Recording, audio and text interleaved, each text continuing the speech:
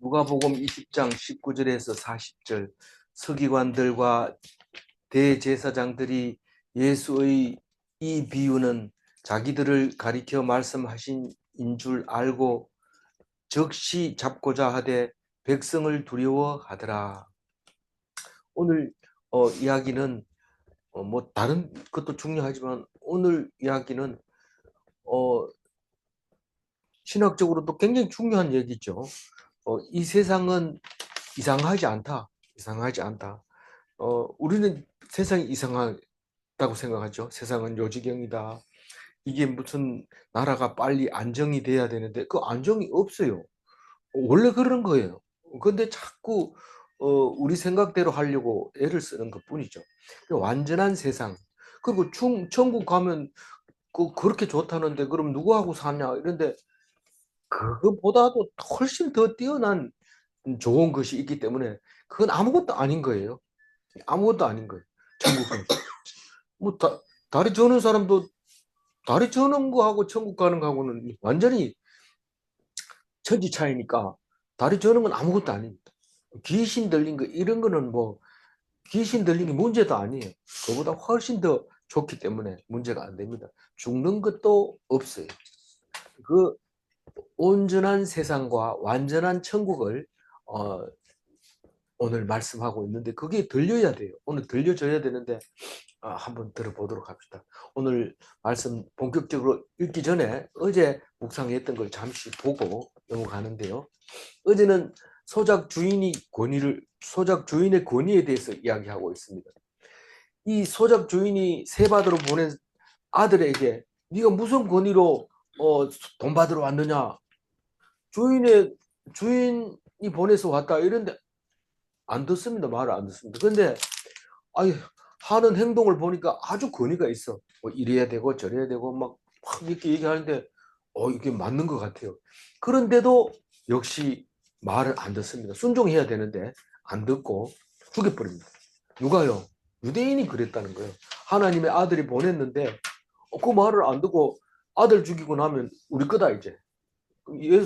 예수님이 와서 성경 말씀을 잘 풀어서 해석해 주니까 할 말이 없어서 쩔쩔매고 있다가 저거 죽여버리면 이제 성경 가지고 우리 마음대로 할 수 있다. 상속권이 자기들한테 있다고 기득권을 주장할 거라고 생각하고 예수님을 죽이는데 그게 오산이죠. 하나님은 유대인들을 다 망하게 하고 그리고 다른 사람에게 이방인에게 그 말씀이 들어가게 하고 그렇게 됩니다.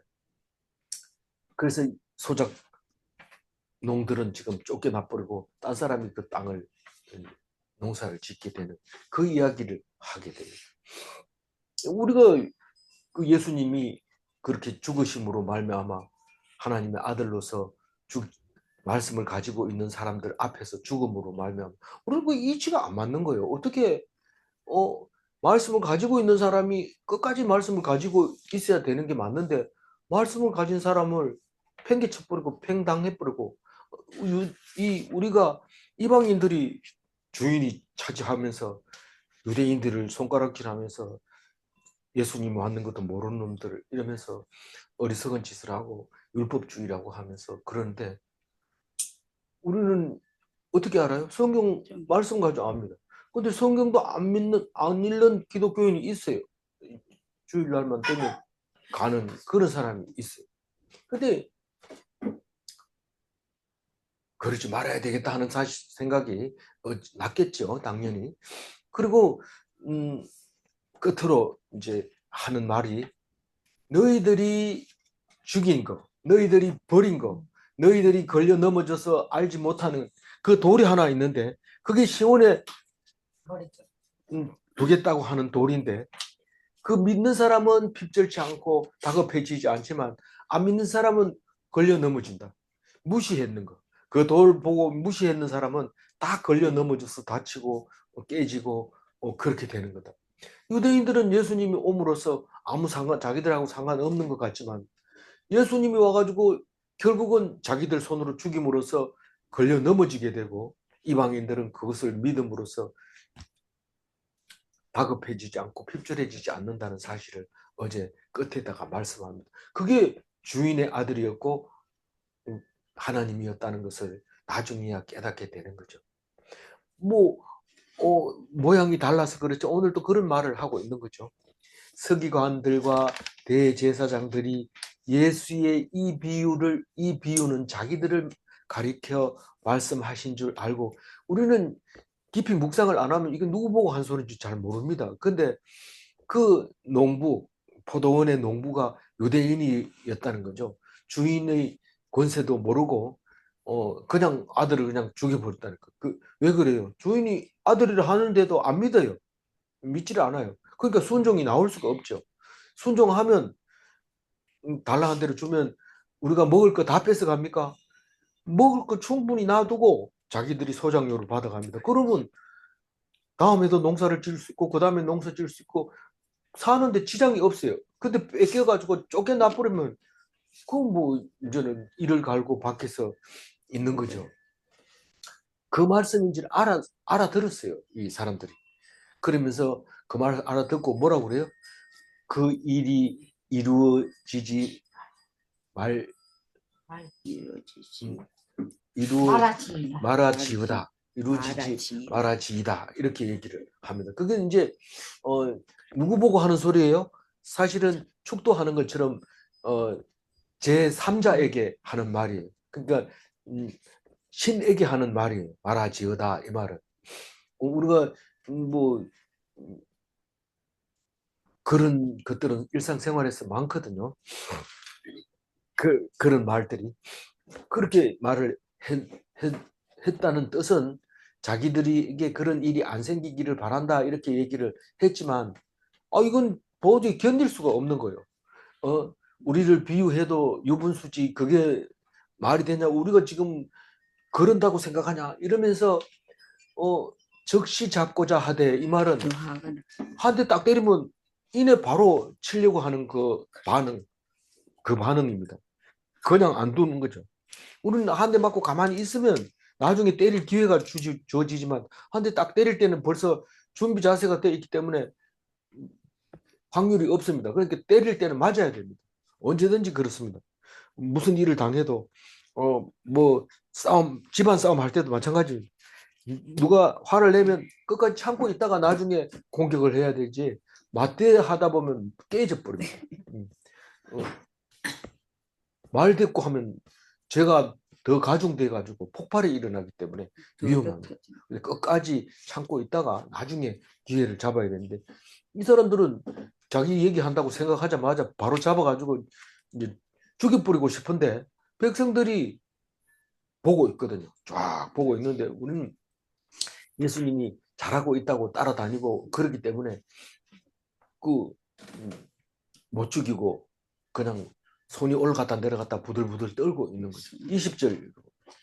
이에 그들이 엿보다가 예수를 총독의 다스림과 권세 아래에 넘기려 하여 정탐들을 보내어 그들로 스스로 의인인 체하며 예수의 말을 채찍게 하니. 그 유대 지도자들은 사실 백성들한테 너희들 그 로마에 세금 내는 거 어렵지, 어떻게든지 기도해서 하나님이 우리를 그렇지 못하게 우리가 해야 되는데 이러면서 백성들 편에서는 잘 위로를 해줍니다. 그러나 이 사람들은 총독하고 짝짝꿍 돼 있습니다. 이 지도자들은. 그래서 총독에게 이 사람 처벌해 주세요 이러면 불러다가 죄를 뒤집어 씌워서 처벌합니다. 근데 총독 이름이 뭐예요? 본디오 빌라도. 지금 이제 총독 이름이 본디오 빌라도인데 일주일 이내 총독에게 죽임을 당하죠. 예수님이. 이제 며칠 남았다고요? 닷새 조금 남았어요. 닷새 남았는데 총독에게 이제 이 사람이 나쁘니까 죽여버리세요 이러고 넘기면 돼요. 그러면 유대인들은 손에 피를 안 묻히고 얼마든지 사람을 죽일 수 있어요. 그래서 그걸 하려고 기회를 봐가지고 딱 건수만 잡히면 현장 본부로 체포해가지고 갖다 넘기면 됩니다. 지금 뭘 뒤집어 씌우려고 하냐면 세금 안 내겠다고 선동하는 거, 그 장면만 딱 잡아가지고 정인들만 세워가지고 데리고 가면 이 사람은 끝나는 거예요. 그래서 그걸 이용하려고 하는 겁니다. 그래서 정탐들을 보내어 이랬는데 무슨 정탐이요? 서기관과 대제사장들이 보낸 정탐인데 어떻게든지 꼬투리 잡아와라. 로마에서 싫어하는 말을 한 게 있으면 정인 바로 세워가지고 그 앞에서 세워가지고 그 사람 데리고 와라. 이제 그렇게 보내는 거죠. 그런데 이 정탐들이 어떻게 얘기를 합니까? 실수하게 만듭니다. 사람을 어떻게 할 때 실수를 제일 많이 해요? 잘한다, 잘한다, 잘한다. 이럴 때 실수를 제일 많이 합니다. 야단치고 이러면 입 꼭 다물고 있으면 실수가 안 나요. 근데 다시 말해서 막 싸우고 이럴 때는 실수가 거의 안 나옵니다. 그래서 오히려 싸우면은 솔직하게 속에 있는 거 다 드러내기 때문에 싸우고 나면은 오히려 더 좋아져요. 안 싸울 때보다. 그렇지만 아우 잘한다 이러면서 막 사랑을 나누고 이렇게 할 때는 뒤에 뭐가 반드시 따라옵니다. 그게 사탄이 한다고 우리가 생각하고 사탄이라고 표현을 하지만 이 사람들은 그게 몸에 배인 거예요. 사람들에게 칭찬해가지고 높이 띄웠다가 한마디 딱 할 때 딱 잡아내는 거 그거 하려고 이 배구 할 때 이렇게 한 사람 띄워줘 토스 해주면은 올라가서 꼽는데 지금 이제 그런 작전을 쓰고 걔가 있는 거예요. 공을 날리듯이. 예, 그렇죠. 개가 공을 날리듯이 공을 튕겨서 스파이크 하든지 그런 이제 작전으로 이 정탐꾼들이 가서 스스로 의인인 것처럼 하면서 예수를 높여줍니다. 그리고 책을 잡으려고 합니다. 21절 그들이 물어 이르되 선생님, 신등 우리가 아노니 당신은 바로 말씀하시고 가르치시며 사람을 외모로 취하지 아니하시고 오직 진리로서 하나님의 도를 가르치시나이다. 예수님은 알아요. 이게 저 사람이 토스를 딱 할 때 치려고 하는구나 하면 저는 토스해주는 사람을 보고 방비를 한단 말이에요. 근데 뭐 꽁이 사냥개 나오면 날아가야지 어떻게 해요. 도망가다 보면 총에 맞아 죽는 거죠. 근데 이 예수님은 지혜가 있기 때문에 이 사람들이 왜 나를 이렇게 띄우는지 압니다. 또 띄우는 것은 분명히 책 잡으려고 띄운다는 것을 지혜자니까 알죠. 다른 사람은 그래 뭐 당신 누구요? 이러면 제사장의 비서입니다. 이러면 제사장 잘 있느냐? 뭐 이러면서 서로 뭐 이렇게 합니다. 그렇게 할 텐데 예수님은 이 사람들의 말이 틀린 말은 아니지만 하나도 거기에 대해서 동요하지는 않습니다. 사실은 정확하게 말하면 선생님이라고 불러서는 안 되는데 그래도 그 말 첫마디 한마디만 가지고도 예수님은 얘들이 지금 누구구나 하는 걸 알게 되죠. 지금까지는 뭐 주님이라고 말한 사람은 그렇게 많지는 않습니다. 주가 쓰시겠다고 하라 그럴 때 주라는 말이 나왔지 그 전까지는 아직 주는 안 나왔어요. 그래서 그 우리가 아노니 이런 말은 자기들이 굉장히 높은 사람이니까 내가 알고 있다 이 말입니다. 뭐 시시한 사람이 와서 내가 안다 이래 봐야 소용이 없어요. 그럼 조용해라 이렇게 얘기하지. 당신은 바로 말씀하시고 뭐 직설적으로 얘기한다는 거죠. 이 말씀은 하나님이 어떤 말씀을 하고 계신다 하는 것을 말해 주시고 그걸 또 가르쳐 주시고 그리고 사람을 잘생겼다고 해가지고 높이 쳐주고 못생겼다고 낮게 쳐주는 게 아니라 오직 진리로 하나님의 도를 가르칩니다. 그렇게 얘기합니다. 많이 연습해가지고 온 것 같아요. 22절 읽어봅니다. 우리가 가이사에게 세를 바치는 것이 옳으니까 옳지 않으니까 하니. 이런 질문을 할 때는 자기들은 지금 문제가 해결이 안 되는 말이에요. 문제가 안 되니까 이 사람도 문제가 대답을 못 하겠지 그런 생각을 합니다.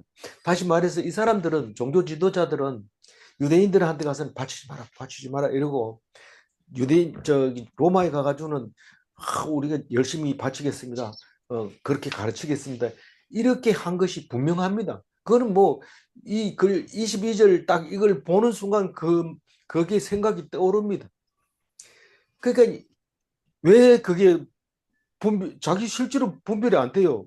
목 딱 잡고 네가 지금 세금을 냈느냐 이걸 물어보는 게 아니고 로마에 내야 되느냐 유대 하나님께 바쳐야 되느냐 이렇게 목을 잡고 비틀면서 얘기하면 말 못합니다.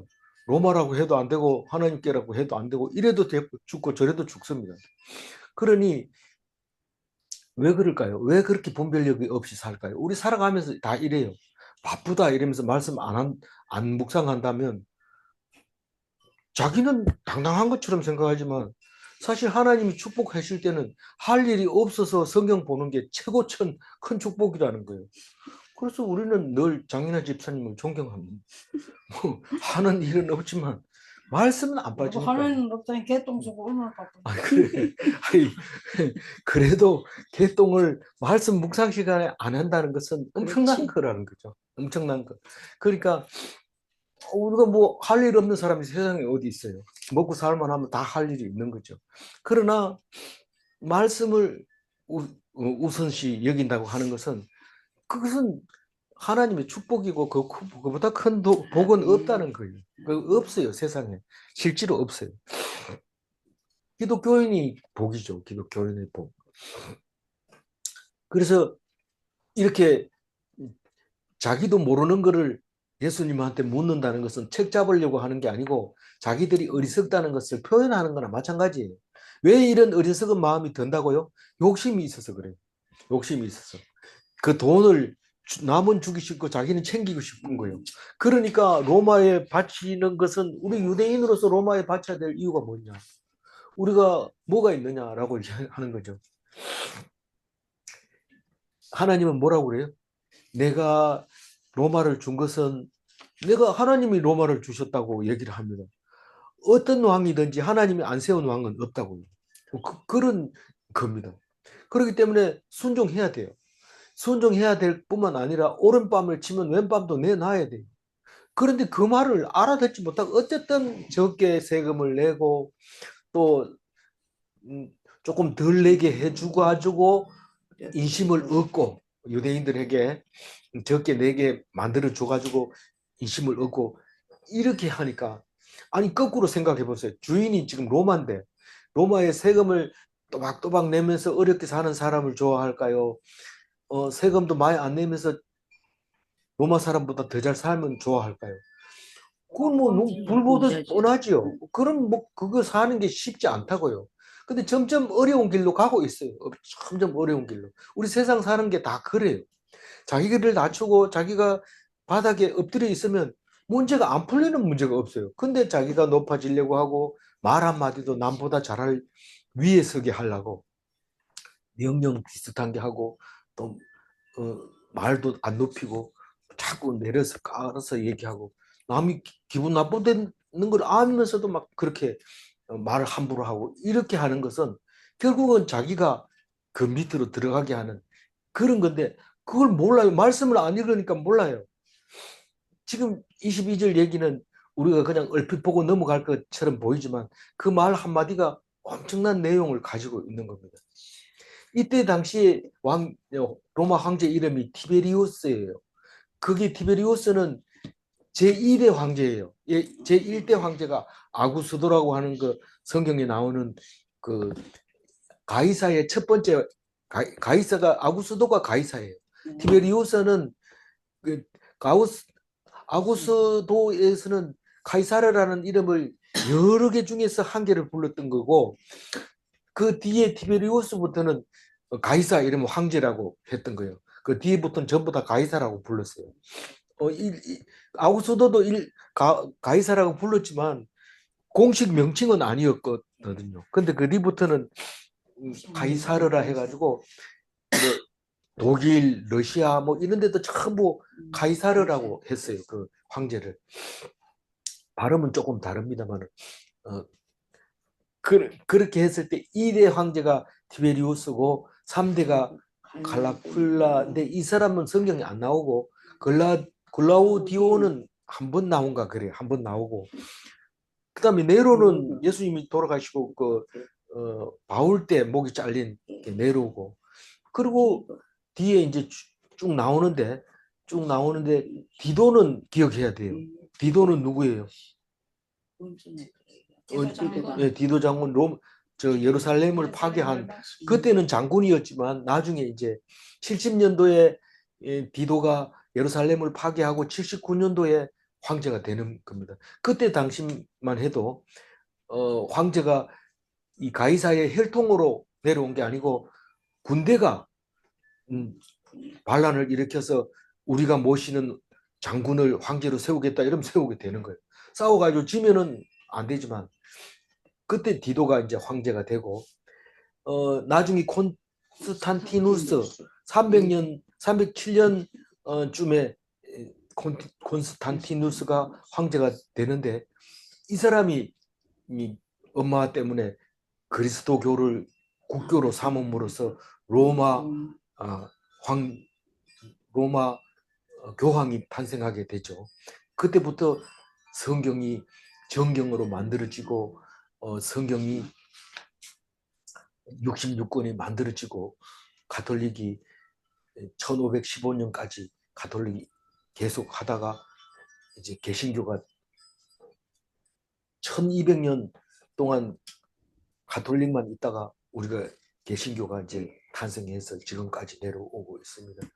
그러니까 그 로마 황제의 역사가 성경의 역사고 기독교의 역사이기 때문에 그 잣대로서 사용하고 있죠, 우리가.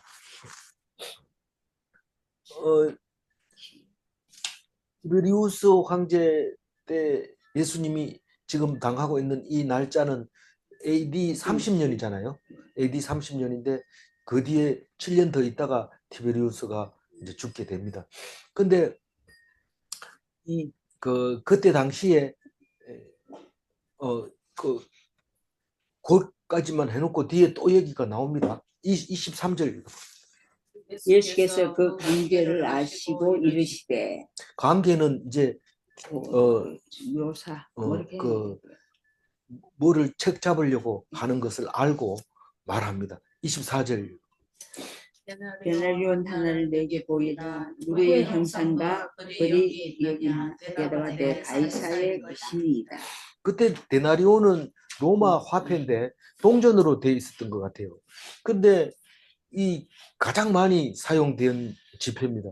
지금 우리는 가장 많이 사용된 지폐는 5만 원짜리가 가장 많이 사용됩니다. 그런데 이때 당시에는 데나리온이 일일 품삯이니까 지금 현재 말하면 한 10만 원권 되죠. 근데 10만 원권 되는 지금 현재 가치로 따지면 그렇지만 그때 당시에는 노동이 굉장히 값이 싼 때고 지금은 노동이 굉장히 비싼 겁니다. 그러니까 그렇게 된 건데 어쨌든 데나리온이라고 하는 동전은 지금 그 유물 중에서 남아 있는 경우들이 있는데 그 사진을 보면 아주 허접하게 만들어져 있어요. 근데 그때 당시에는 막 굉장히 귀한 거죠. 뭔가요? 60 데나리온 한 개 가지고 있으면 목욕탕에 60번 갔다 올 수 있는가요? 하여튼 그런 가치가 있는 거예요. 목욕탕 요새 뭐 만원 60분 너무 많은데. 너무 많아요. 목욕탕 비가 비싸요? 예, 뭘 안 가봐. 모르겠어요. 하여튼 그때 죄송합니다. 코까지 풀어가면서 해서 죄송합니다. 60만. 예. 그래서 그 동전의 앞에는 티베리우스 그림이 이렇게 그려져 있고 그 뒤에는 가이사. 신의 모습을 이렇게 하고 있어요. 뭐 신이 뭐 그림이 있습니까? 그러나 거기에 보면 제사장 신의 아들이라고 하면서 높은 제사장이 제사 드리는 모습이 이렇게 그림이 있습니다. 인터넷 뒤져봐도 가끔 찾을 수 있어요. 그런 동전이 있는데 그걸 하나 가지고 오라고 얘기를 합니다. 그러면서 누가 그림이 그려져 있느냐? 그거 보면 가이사르라고 쓰여져 있어요. 우리나라는 한국은행 이렇게 찍혀 있지만 여기는 가이사르 이렇게 찍혀져 있어요. 얼굴이 이렇게 나오고. 그래서 그 가이사의 얼굴이 나와 있습니다라고 대답을 합니다. 25절 읽어봅니다. 이르시되 그런즉 가이사의 것은 가이사에게 하나님의 것은 하나님께 바치라 하시니. 그 유대인들은 가이사의 그 로마에 안 바치는 게 유대인들끼리 있을 때는 안 바치는 게 원칙이었거든요. 만약 바친다 이러면 배신자로 매국노로 걸리는 거예요. 그러나 이 사람들은 로마 사람들하고 만나고 이럴 때는 아유 뭐 바쳐야 되죠 이러면서 자기들이 권리를 유지하고 있는 그런 사람이 헷갈리는 거예요. 차라리 이 바닥에 있는 사람 같으면 이 사람들이 예수님이 유대인 편이고 유대인들이 다 공경하는 사람이니까 분명히 그 말을 못할 거다. 그렇게 생각을 한 거죠. 예. 이거는 우리는 신정 정치 하나님이 통치하는 나라니까 세상 나라에는 따라가지 마라 이렇게 가르쳐야 될 것 같고 그런 생각을 하고 질문을 한 거죠. 근데 그게 아니고 가이사 것은 가이사에게 하나님 것은 하나님께 이렇게 바치라는 거예요. 사실은 이게 하나도 이상한 게 아니고 저기 정상적인 얘기입니다. 예를 들어서 데나리온 가지고 성전에다 드리려고 하면 이거 안 받아줘요. 성전에서 하나님이 안 받아줘. 그거 어떻게 해야 돼요? 성전 세겔로 바꿔줘야 돼요. 성전 세겔로 가가지고 데나리온 하나 주고 성전 세겔 받아야 그걸 성전에다가 바쳐야 됐던 거죠. 그러니까 사실 25절 말씀은 당연한 말인데도 이 사람들이 할 얘기가 없는 거예요. 가이사 거는 가이사에게 바치고 하나님 것은 하나님께 바쳐라. 그렇게 얘기를 합니다. 26절이거든요. 그들이 백성 앞에서 그의 말을 능히 척잡지 못하고 그의 대답을 놀랍게 여겨 침묵. 우리는 우리 하나님 백성이 하나님께 드리려고 무척 이렇게 애를 쓰고 11조를 드리고 이렇게 하는데 이 로마가 우리에게 세금 바치라 하면 도대체 뭔 얘기냐. 진짜 세상 요지경이다 이렇게 말할 다 그러고 하나님 제발 이 시대가 빨리 지나가게 해주세요. 그래 기도하니까요. 2000년 넘게 로마가 유지하고 있어요. 이 역사가 그렇게 길게 로마가 차지하는 거예요. 그래서 우리나라에서도 애들한테 가르칠 때 모든 길은 로마로 통한다. 이렇게 가르칠 정도로 로마가 대단한 나라였죠. 지금 미국을 보면 우리는 지금 미국이 100년, 200년 역사도 안 되지만은 세계를 다 제패하고 있습니다. 그러나 성경적으로 보면 얼마 안 돼서 저기 이제 1등 자리를 내놓게 될 겁니다. 그런데 그거 얘기를 못하죠. 하면 죽습니다. 선지자는 그 얘기를 할 수 있어요. 근데 거기에 우리가 지금 미국은 뭐 다른 나라에서 기도할 정도로 나쁜 짓을 안 합니다. 요즘 좀 기도하는 사람이 있을지 몰라도 그렇게 나쁜 짓을 안 하니까 이 로마를 향해서 빨리 이 나라가 지나가게 해달라고 그렇게 기도했는데도 2000년이 견뎠는데 2000년까지는 안 갔지만 하여튼 그렇게 견뎠는데 미국은 더 오래 갈지도 몰라요. 그러니까 우리는 우리 눈에서는 망하는 거 못 볼 겁니다. 우리 눈으로는. 그러나 어쨌든 성경적으로 보면 언제 망해도 망하는 겁니다. 어느 나라도 마찬가지입니다. 그런데 그러니까 우리는 세상을 볼 때 어떻게 봐야 돼요? 요지경이 아니다. 하나님이 주신 분명한 뜻이 있고 확실한 나라다. 이 세상은 불평불만할 나라가 아니고 빨리 지나가야 할 나라가 아니고 우리에게 감당시켜줄 우리의 것이다. 우리의 몫이다. 어려움도 견뎌야 되고 또 통치해야 할 권한을 주면 통치해야 될 의무도 있는 그런 이 나라의 완전한 나라가 이 나라다. 완전하다고 생각한 사람과 그렇지 않다고 생각하는 사람의 행동이 달라집니다. 어떻게 달라져요? 광화문에 가면은 완전한 세상이라고 아니라고 생각하고 간 거예요. 그거는 내가 일어서지 않으면 안 된다. 이런 생각을 하니까 그런 거니까 그 사람은 순종하지 않는 거예요. 그거 하려면 어떻게 해야 돼요? 2시에 묵상을 못 해요. 그러니까 우리는 뭐가 옳고 뭐가 그른지 오늘 분명하게 하나님이 말씀해 주고 있어요. 이 세상은 어떤 세상이다? 완전한 세상이다. 완전하게 만들어요. 예.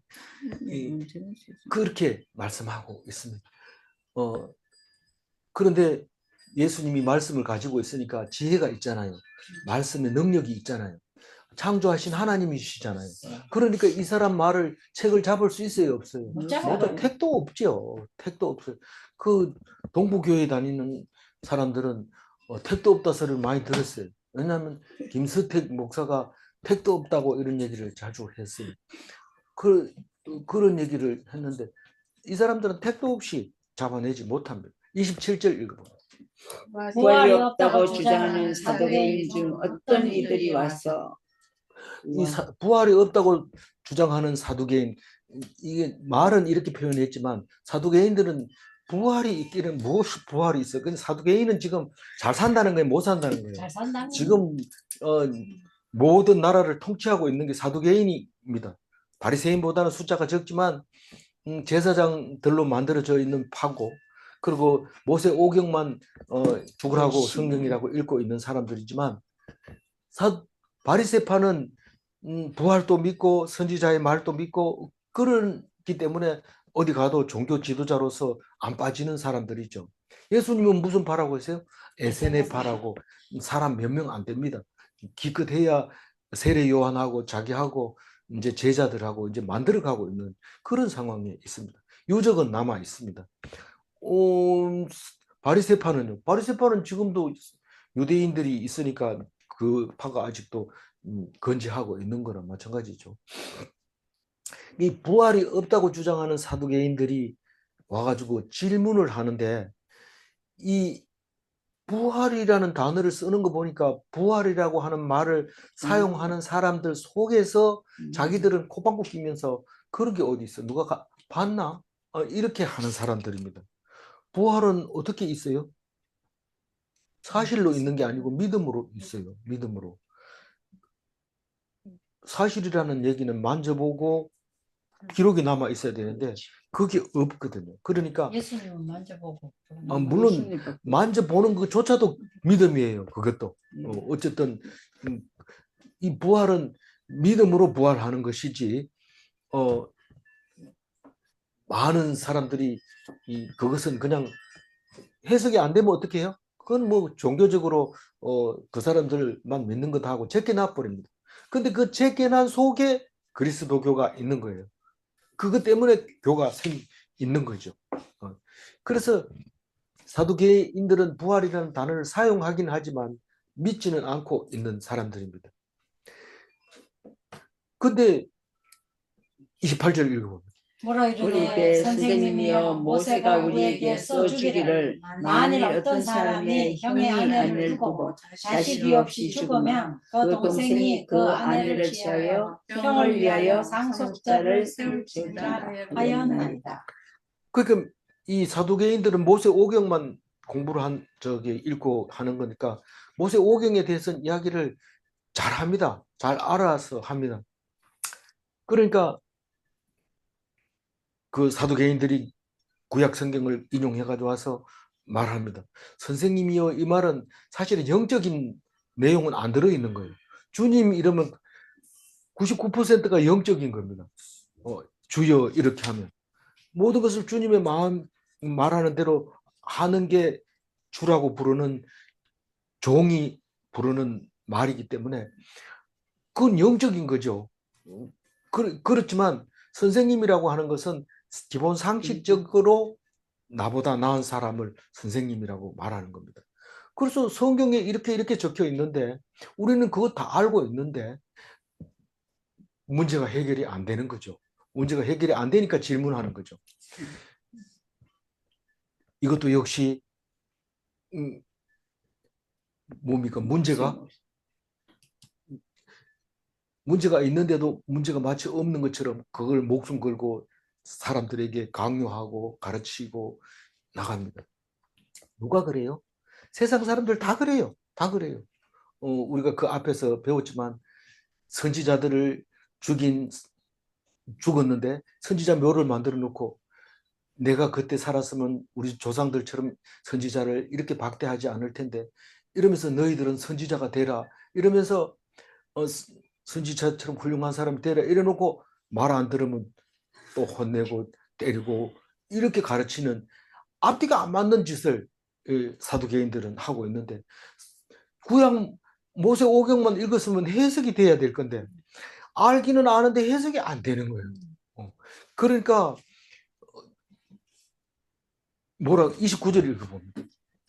그런데 칠형제가 있었는데 마지가 아내를 취하였다가 자식이 없이 죽고. 그러니까 지금 자식이 없이 죽으면 그 시동생이 들어가서 아기를 낳아주고 아기만 낳아주는 게 그 아들을 낳게 되면 그 형 이름으로 형의 아들 자기가 낳았지만 그 이름이 들어가고 형이 가지고 있는 재산을 다 관리해주고 먹여주고 아가 다 클 때까지 독립할 때까지 해줘야 돼요. 그게 고엘 제도예요. 친족과 혈연 제도에서 꼭 필요한 거. 누가 죽어도 만약 형님을 누가 죽이면 동생이 가서 피값을 갚아줘야 되는 것처럼 그런 제도가 이스라엘 백성이 가나안 땅에 정주하기 때 할 때 모세가 정해놓은 모세의 율법이었던 거죠. 그런데 어찌 돼가지고 마지가 아이 없이 죽고 둘째가 들어가서 아이 낳으려 했는데 또 죽고 아이 못 낳고 죽고 30절 읽어봅니다. 그 둘째와 셋째가 그를 쫓아오고 일곱째까지 31절 일곱이 다 그와 같이 자식이 없이 죽고 그 후에 여자도 죽었나이다. 이게 거의 이런 일이 불가능하죠. 거의 불가능한데 이런 일이 있다고 지금 얘기를 하면서 참 사실은 우매한 질문이 같기도 하지만 한 사람만 얘기해도 알아들을 텐데 이렇게 7명까지 다 이렇게 세게 말하는 것은 사실은 속으로 빈정대고 있는 거예요. 이게 말도 안 되는 모세의 율법조차도 믿지 않고 있는 거죠. 그게 말이 됩니까? 이런 뜻이나 마찬가지죠. 그러면서 빈정대면서 이럴 경우에 누가 어떻게 부활을 합니까? 33절 이거 보면 일곱이 다 그를 아내로 취하였으니 부활 때에 그 중에 누구의 아내가 되리라. 근데 분명히 이 세상에서 끝난다 이러면은 사실 우리가 삶이 너무 각박해져요. 우리가 이 세상에서 죽으면 그만이지 이러면서 산다고 할 것 같으면 진짜 어렵습니다. 우리 IMF 때 내가 학교 있으면서 많은 업체 사람 많지는 않죠. 학교가 무슨 업체하고 그렇게 많지는 않지만 업체 사람을 가끔 만나게 되는데 오면은 막 죽는 시험을 하죠. 그런데 죽으면 그만이지 뭐 이런 말을 할 때가 있어요. 그럼 제가 굉장히 이제 뭐라고 하죠. 절대로 그렇지 않다. 끝까지 견뎌라. 그러면서 얘기를 하는데 이 세상에서 끝난다고 만약에 생각한다면 이 세상은 엉망진창이 됩니다. 만약에 저는 그런 생각을 할 때마다 예수님이 만약에 안 왔다면 이 세상이 도대체 어떻게 돌아갈지 도저히 이해가 안 가는데 나라가 아무리 시끄러워도 그,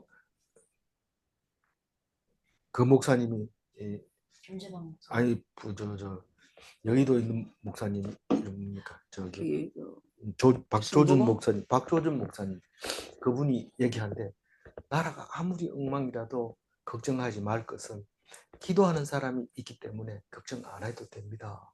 그런 얘기를 하는데 갈보리 교회가 갈보리 교회인가요? 네. 네. 갈보리 교회가 어쨌든 그 교회의 목사님인데 그런 말씀을 하십니다. 그러면서 그래도 빠져나갈 구멍이 있어요. 다 엉망진창이 돼서 갈피를 못 잡을 때 결국은 예수님이 답을 주시는 거기 때문에 다른 사람이 안 믿는다고 내가 애타할 필요는 없고 내가 예수님을 붙잡고 있으면 사람들이 딴 길로 갈지 그 길로 가면 됩니다. 그래서 이 사람들은 부활이라는 것은 저생, 이생, 저생, 저성, 이성, 내세, 현세 뭐 이런 여러 가지 말을 하지만 그게 이해가 안 되는 거예요. 왜냐하면 못 봤으니까 한 번도 보지 않았으니까. 근데 내세에 오는 것은 우리는 오직 믿음만 있습니다. 그 믿음이 뭔데? 아버지는 있는데 나를 사랑하는 건가 안 사랑하는 건가 의심하면 믿음이 없는 거고 사랑한다고 생각하면 믿음이 있는 건데 사랑한다고 생각하면 행복할까요? 안 행복할까요? 행복해지는 거예요. 그게 믿음이에요. 그래서 우리가 하나님이 계신다는 것과 안 계신다는 것은 마음대로 생각할 수 있어요. 그러나 행복한 것은 계시는 게 훨씬 행복합니다. 훨씬 행복하기 때문에 믿으라고 주장하는 거죠. 그건 너무 상식적인 얘기 아닙니까? 그게 상식적인 얘기가 아니라 그걸 모르는 사람이 많아요. 믿으면 손해본다. 네 속으면 어떡할래? 계속 그게 사탄이 와가지고 못 믿게 합니다. 남편도 못 믿으니까 대드는 거죠. 믿으면 뭐 억울한 일이 있어도 참으면 되죠. 그러면 그게 다 복으로 바뀌는데 괜히 말 한마디 했다가 받을 것도 못 받고 막 미움을 받게 되는데 끝까지 참아야 돼. 그게 믿음. 참을 수 있는 능력을 누가 준다? 믿음이 준다. 하나님이 믿음으로써 네가 순종했으니까 상으로 준다. 그러면서 상으로 주는 겁니다. 놀랍죠. 바리새파 저기 사두개인들은 교리적으로도 안 믿는다 하면서 자꾸 부활이 있다면 어떻게 될까 자꾸 이렇게 걱정하고 있고, 바리새파는 교리상으로는 부활을 믿는다고 하면서 잘 몰라요.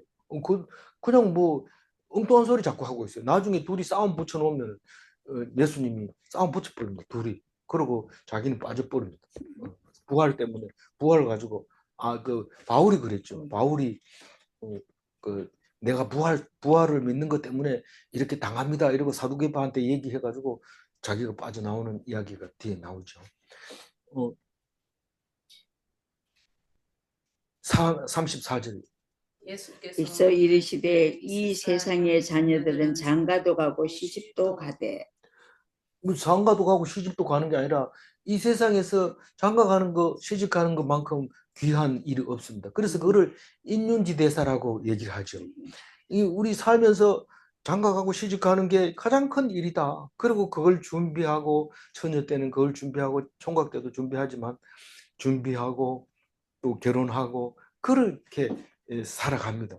그게 얼핏 보면 그게 목적인 것처럼 보여집니다. 그러나 저 세상은 그렇지 않다. 35절.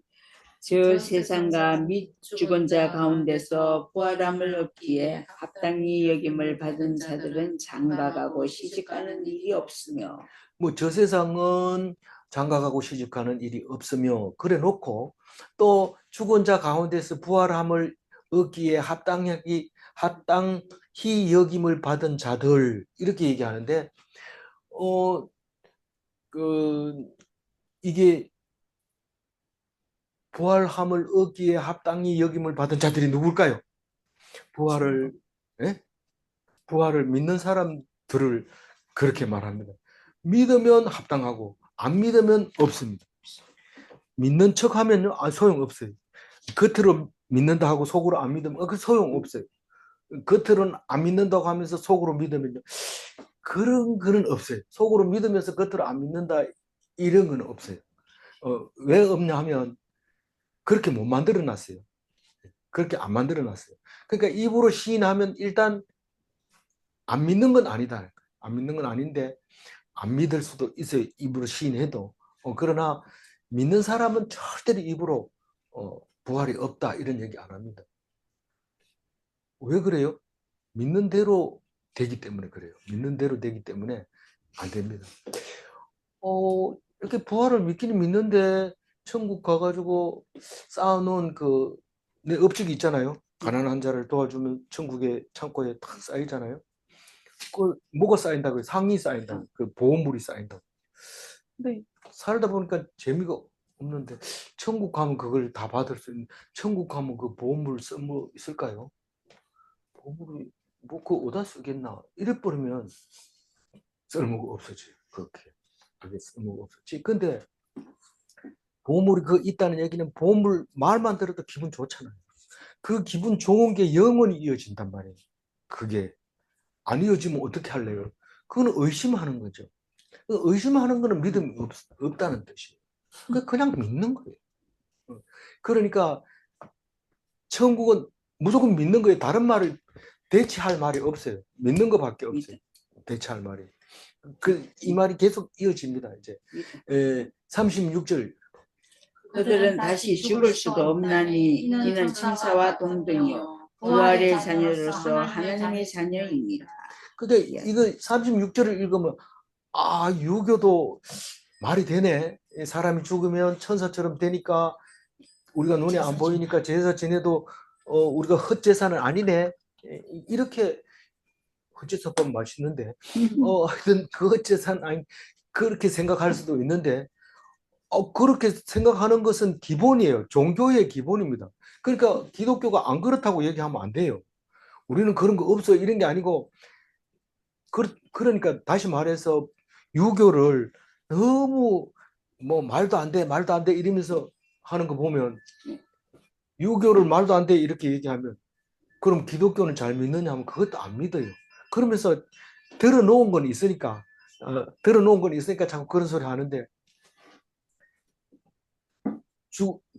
죽으면 아무것도 없는 게 아니라 분명히 천사와 같은 뭐가 있다는 거예요.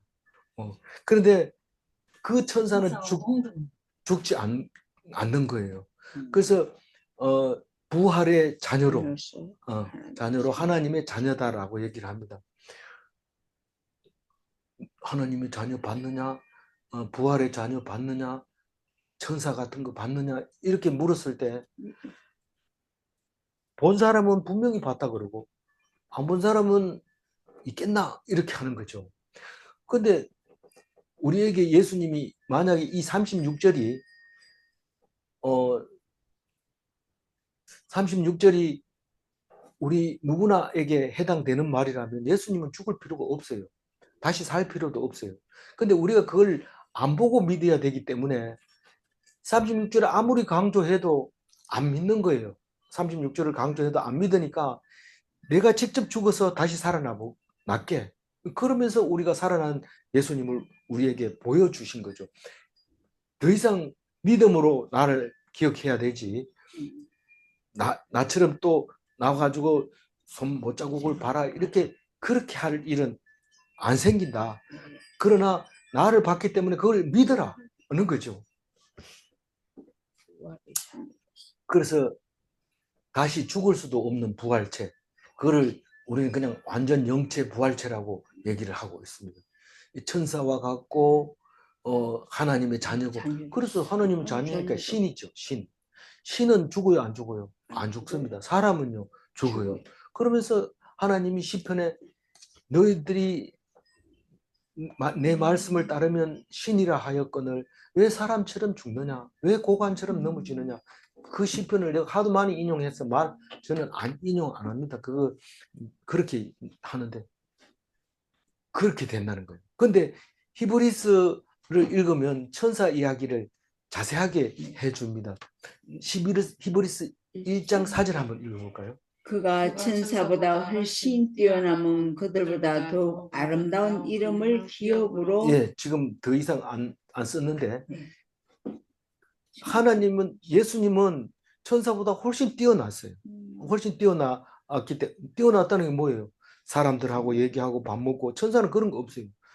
밥 먹고 하는 게 없고 하나님이 심부름만 하는 게 천사예요. 그러니까 훨씬 뛰어나고 결국은 하나님 우편에 앉아 계시기 때문에 천사처럼 그렇게 종으로 하는 게 아니고 하나님 우편에 계시는 거예요. 근데 히브리스 2장 7절에는 뭐라고 하냐면 읽어봅니다.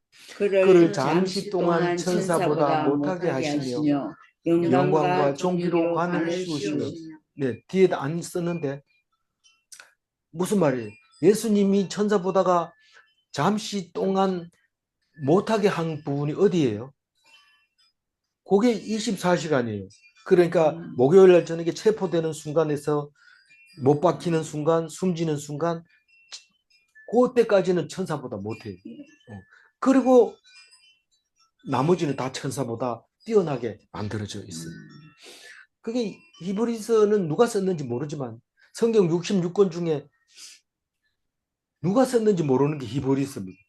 히브리인들을 위해서 쓴 건데 거기에서 확실하고 분명하게 이제 얘기를 해줍니다. 우리가 부활한다는 거, 천사라는 거, 하나님의 자녀라는 거, 다시 죽을 수 없다는 거, 시집장가 안 간다는 거, 그런 거. 37절 읽어볼까요? 죽은 자가 살아난다는 것은 모세도 가시나무 뜰기에 관한 글에서 주를 아브라함의 하나님이요 이삭의 하나님이요 야곱의 하나님이시다 칭하였나니. 모세가 가시나무 뜰기에 관한 글이 뭡니까? 모세가 가시나무 뜰기에 관한 글. 처음 하나님을 만날 때 하나님이 누구십니까? 그러니까 내가 너의 조상 아브라함의 하나님이요 이삭의 하나님이요 야곱의 하나님이다 이렇게 말하잖아요. 그 모세 오경 속에 들어있는 얘기를 지금 바리새인 사두개인들이 얘기하니까 그걸 들으라고 얘기하고 있는 거죠. 거기에 있는 그 율법을 주신 하나님이 아브라함의 하나님이고 이삭의 하나님이고 야곱의 하나님이다라고 얘기를 합니다. 근데 그게 뭐 그래 중요합니까? 그게 살아있는 하나님이라는 증거라는 거예요. 살아있는 하나님의 증거. 그러니까 아브라함과 이삭과 야곱이 살았다는 거예요, 죽었다는 거예요? 지금 살아있다는 거예요. 여전히 살아있다는 거예요. 그래서 그게 하나님이 살아있다는 겁니다. 그러면서 38절 읽어봅니다. 네. 하나님은 죽은 자의 하나님이 아니요 살아있는 자의 하나님이시라. 하나님에게는 모든 사람이 살아있느니라 하시니. 여기 진리의 말씀인데 이상하게 읽지 말고 그냥 그대로 읽으면 돼요. 하나님은 죽은 자의 하나님이 아니요. 이 말은 불신자들은 다 죽은 사람이라는 겁니다. 그 말을 그대로 읽어야지 이해가 되는 거예요. 하나님은 죽은 자의 하나님이 아니요. 이 말은 불신자들은 하나님이 없어요. 불신인데 무슨 하나님이 있어요? 하나님을 안 믿는데. 그러니까 그 사람의 하나님이 아니고 믿는 사람의 하나님이라는 거예요. 그러니까 믿는 사람은 살아있는 사람의 하나님이에요. 그래서 살아있는데도 하나님을 하나님이라는 말을 안 하고 나는 하나님 모른다, 난 안 믿는다 이러면 그거는 죽은 거나 마찬가지니까 죽어도 살인죄에 안 해당되는 거예요. 이걸 그렇게 해석해서 중세 때도 사람 하나님 소리를 안 하면 죽여도 괜찮도록 만들어 했던 거죠. 그 다음에 살아있는 자의 하나님이시라 이 말은 같은 맥락에서 보면 되죠. 우리가 죽으면은 하나님이 없어집니까? 하나님이 없어지지 않는다. 우리가 죽으면 하나님이 없다는 뜻이 아닙니까? 살아있는 자의 하나님이니까 내가 죽으면 하나님이 없지만 너는 안 죽는다. 그런데 실제로 히스기야가 기도할 때 뭐라고 기도하냐면 내가 죽으면 하나님을 찬양 못하지 않습니까? 그러니까 살려주세요. 그래서 15년을 연장받잖아요. 그래서 내가 살아있는 동안 하나님을 찬양하겠다 이러면 살려주는 거. 근데 내가 죽으면 고마이다 이러면은 죽여버리죠. 그런데 히스기야까지는 그런 믿음이 없었어요. 예수님이 와서 이렇게 설명을 하는 거예요. 예수님이 와서 가르쳐 주는 거지. 그전에는 가르침을 받지 못했으니까 히스기야 같이 한 게 최고 나은 거였지만 이제 예수님이 오고 나서는 한번 믿으면 영원히 안 죽는 거이기 때문에 영원한 우리의 하나님인 거죠. 근데 그 사람이 죽으면 진짜 어떻게 될까? 말은 그렇게 하는데 이 머릿속에 그림이 안 그려지는 거예요. 근데 걱정할 거 없어요. 지금 믿는 것이 영원하다는 겁니다. 지금 믿는 게. 나중에 안 믿으면 그거는 불신한 거죠. 나중에 안 믿는 거 생각할 필요가 없어요. 지금 오늘 믿는 게 중요한 거예요. 과거도 마찬가지입니다. 과거도 여태까지 내가 열심히 하나님 믿었는데 나의 하나님 맞겠지. 그거 소용없고 과거에 믿었든지 안 믿었든지 상관없고 오늘 믿느냐 그 말입니다. 그 말.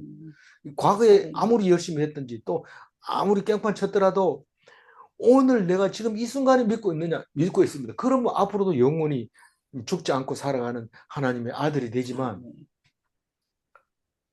나중에 내가 못 믿을지 몰라요. 그건 불신입니다. 그건 죽은 자입니다. 그래 말하는 사람. 천국 가면 뭐 그 쌓아놓은 게 다 없어질까 봐 걱정이에요. 걱정하는 것도 불신이고 또 그거 지금은 그 보물이 쓸 데가 있지만 천국 가면 쓸 데가 없잖아요. 가난한 사람도 없고 이런데 걱정하는 게 불신이에요. 그게 보물이라고 하는 건 생각만 해도 막 가슴이 뛰고 좋은 거잖아요. 그럼 천국 가면 그렇게 좋은 것이 영원하다고 생각하면 그 가치를 비교할 수가 있겠어요? 그래서 결론으로 말하는데 하나님에게는 모든 사람이 살아있느니라 그렇게 얘기하는 거예요. 모든 사람이 이 살아있느니라 이 말은 믿는 자는 죽지 않는다 이런 말입니다. 안 믿어지는데 믿음을 달라고 기도하시면 되고 계속해서 안 믿어지는데요. 그러면 믿으려고 애를 쓰면 그 말이구나 하는 것을 알게 됩니다. 이 38절은 진짜 쉬운 말인데 진짜 쉬운 말인데 머릿속에 집어넣지를 못해요. 이게 저는 그 곰치고기를 볼 때마다 그런 생각이 드는데 이 곰치고기는 이 살결이 허물허물 하잖아요. 그럼 어디까지가 고기고 어디까지가 뭐 피부인지 모르잖아요. 그래서 우리는 이 성경을 38절 같은 걸 읽어보면 있는 대로 그대로만 머릿속에 집어넣으면 되는데 이게 잘 안 들어가요. 왜냐하면 머리 자체가 그림을 그려놓으면 쏙 들어가는데 안 그리면 잘 안 들어가기 때문에 그래서 그래요. 그래서 38절은 중요한 얘기입니다. 예. 39절 서기관 중 어떤 이들이 말하되 선생님 잘 말씀하셨나이다 하니 40절 그들은 아무것도 감히 더 물을 수 없음이더라. 예수님의 뛰어난 지혜, 세상은 감당하지 못할 지혜입니다. 그래서 천국은 예수님 말씀을 빌리면 완전한 천국이에요. 완전한 천국. 아쉽다. 그럼 보상을 그렇게 해주게 돼 있고, 잘 살았는데 가기 싫다. 그럼 못 가는 거고. 완벽한 게 천국이에요. 진짜 있나 없나 이게 아니고 확실하게 있는 겁니다. 그리고 그 속에서 누릴 기쁨은 이 땅에서 누릴 기쁨하고는 비교가 안 된다. 그 얘기를 예수님이 직접 말씀하고 있는 겁니다. 이 땅에서도 완전하면 천국에서도 완전하다. 그 얘기를 해주십니다. 38절 읽고 마무리하겠습니다. 하나님은 죽은 자의 하나님이 아니요 살아있는 자의 하나님이시라. 하나님에게는 모든 사람이 살아있느니라. 믿음이 없으면 죽을 것이고 부활을 믿으면 부활합니다. 네. 질문합니다. 불신자는 죽은 자인가? 네. 믿는 자는 죽지 않는가? 네. 기도하겠습니다. 하나님 감사합니다. 오늘 이 땅에 살면서 저 천국을 의심하고 저 천국을 믿지 않고 이 땅에도 해석이 되지 않고 도대체 어떻게 해야 되는 건지 알지 못할 때 주님 도와주시고 인도하여 주옵소서. 이 땅이 천국이 되게 하여 주시고 천국이 영원한 천국이라는 것을 믿게 하여 주시고 이 땅에 살면서 이 땅을 미련두지 않고 저 천국을 소망하면서 기뻐하는 삶을 살게 하여 주옵소서. 능히 이 세상에서 당할 어려움을 이길 수 있는 지혜를 허락하여 주시고 그 길을 가게 하여 주옵소서. 예수님 닮게 하여 주시고 예수님을 본받게 하여 주옵소서. 감사하옵고 우리 주 예수 그리스도 이름으로 기도 올리옵나이다. 아멘.